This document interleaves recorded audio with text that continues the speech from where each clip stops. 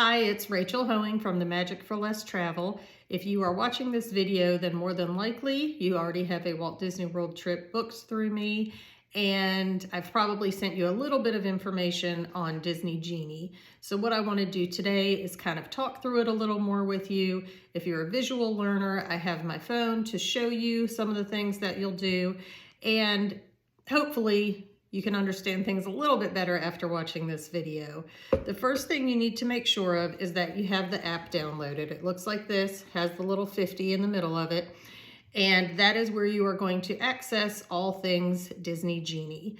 On your home page, it will say your name, and then it will have different things underneath it, but usually the first one is that Disney Genie service.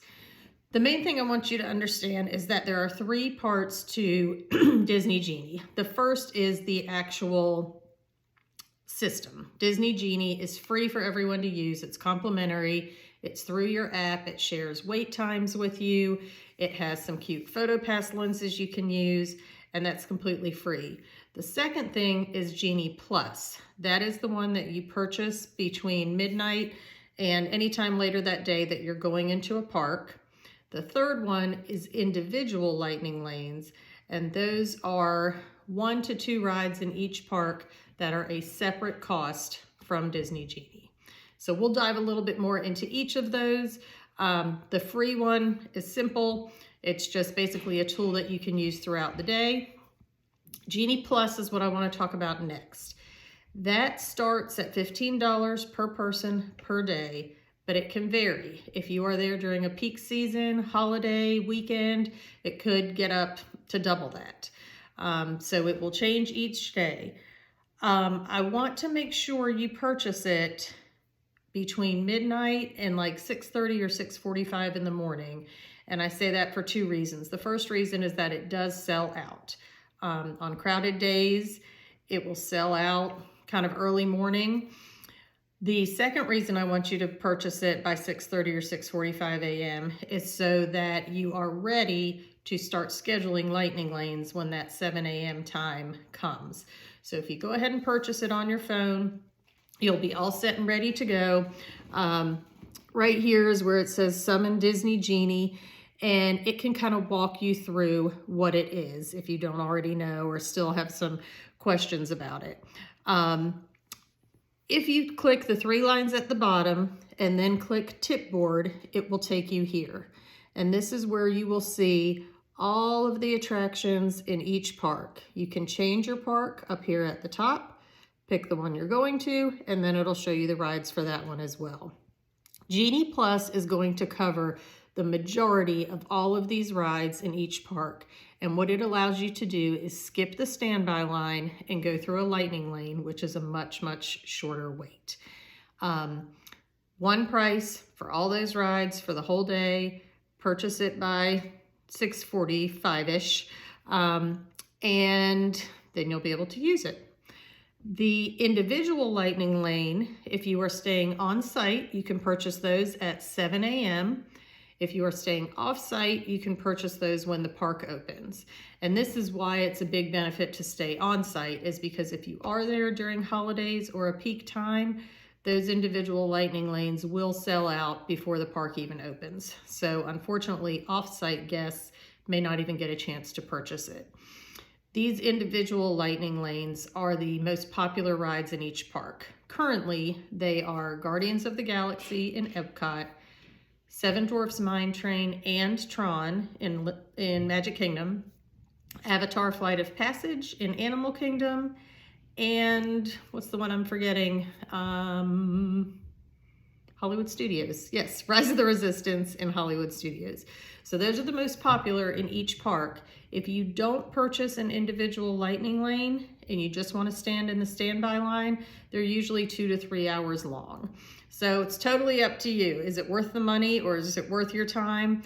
You get to make that choice. And the same thing goes for purchasing Genie Plus. It's totally up to you. You can stand in the standby lines like you always have, but as we all know, time is money, and sometimes it's worth paying that little bit of extra to bypass the lines. So I have some notes that I've made because I want to make sure I don't skip anything. So let's talk about what you're gonna do at 7 a.m. each morning. Actually, let's say like 6:55. You're gonna get on your phone. You can have as many people logged in to your account as you would like.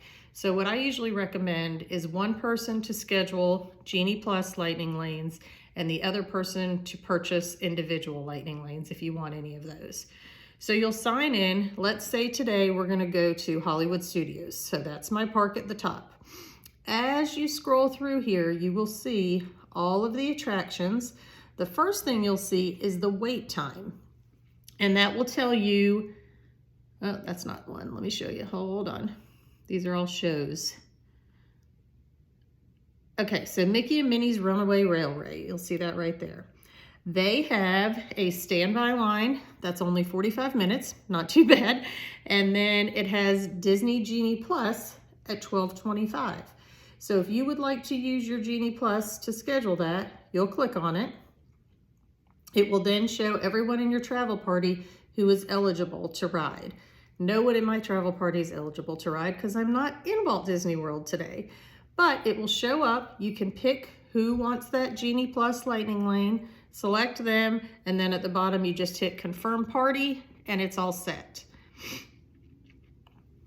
So, like I said, 7 a.m. or a little bit before, you'll log on, find the ride that you want to schedule first. And most of you, I will probably have sent you some sort of itinerary to talk through that, and I will make a suggestion of what I think you should schedule first depending on your priorities, but also what usually sells out the quickest. So if we are in Hollywood Studios, 9 times out of 10, I am going to suggest that you purchase Rise of the Resistance as an individual lightning lane, and I am also going to suggest that you schedule Slinky Dog Dash first at 7 a.m. Rise of the Resistance, if you look, it looks a little bit different because instead of saying Genie Plus lightning lane, it says individual lightning lane. And that's where it says today it's $25. The price for that fluctuates as well. So if you want to purchase it for $25, you click on it, it'll explain the lightning lane, and then you continue and confirm. The other thing you need to know is that at that time, each morning, 7:55 or 6:55, you're kind of on here, you're looking through the attractions, you know which one you want to get first. Right at 7 a.m., I usually pull down to refresh and then go and schedule that first lightning lane, whether it's Genie Plus or you're gonna buy an individual lightning lane. Don't second guess the times that show up. At 7 a.m., when you refresh and you go to Slinky Dog Dash, the first time it shows may already be 11 a.m. because other people's fingers were faster than yours. Don't say, oh gosh, we've got lunch at 11:30, that's not gonna work. Just take it. Reason being, you can modify that time later on. Secondly, cast members are very accommodating. And if you have lunch and it runs late and you show up and say, hey, we have this lightning lane, but we're a little late, 9 times out of 10, they're gonna let you ride anyway. If you second guess that time and say, oh, let's wait and see if something else shows up, you're probably gonna miss booking it altogether.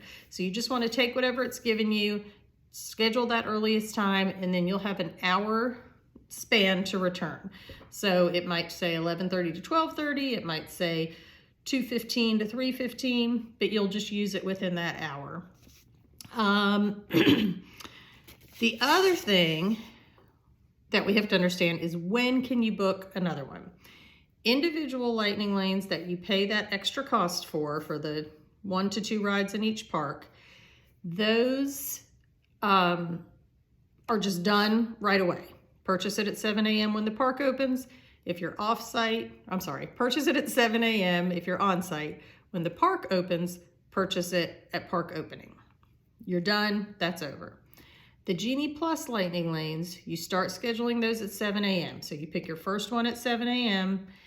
Then you either have to wait 2 hours after park opening or wait until you ride that ride, and then you can schedule another one. I have a little graphic that I will send you that kind of shows Has it been 2 hours? Yes, you can book a ride. Has it not been 2 hours? No. Well, when was the last time you scanned into a lightning lane? And it'll figure out when the next time is you can book one. And what I usually tell people is just every time you scan into a lightning lane, try to book another one. If it doesn't let you, it will say, this is not eligible right now. Come back at X time and you can book it then. In between your lightning lanes. So let's say you got on at 7 a.m., you scheduled Slinky Dog, and the return time isn't until 11 that morning. Well, you'll go into Hollywood Studios. I'll usually suggest an attraction that you should go to first to try to beat the crowds. You'll go there, and then while you're waiting for your Slinky Dog return time, that's always a good time to hit the rides that don't usually have long lines, go see some shows, go get a snack, and just kind of enjoy that downtime until you go to your scheduled lightning lane. The other thing I want to show you, so like I said, when you click those 3 lines at the bottom, actually, let me go back. You click those 3 lines at the bottom, then you click on Tipboard, and that's where it shows you all of the attractions, where you schedule your lightning lanes and all of that. There's a second tab that says My Day. That's where the lightning lanes that you do have scheduled will show up. They'll all be on there. Obviously, I don't have any right now because I'm not in the parks, but that is where they will be. Because once you schedule something, it's hard to remember, especially if you're doing it all throughout the day, it's hard to remember what you scheduled. So it'll be right there to show you, and you can kind of stockpile them throughout the day. You know, if your first ride was super early and you already scanned in and wrote it, you can book another one.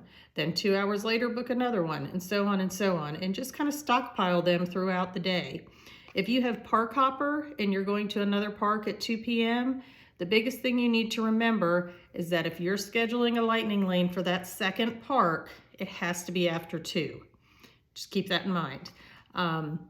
So it does get a little tricky with park hopping. Let's see what else is on my app here, or on my notes here.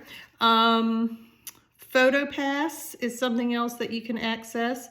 So when you click those 3 lines, where is it?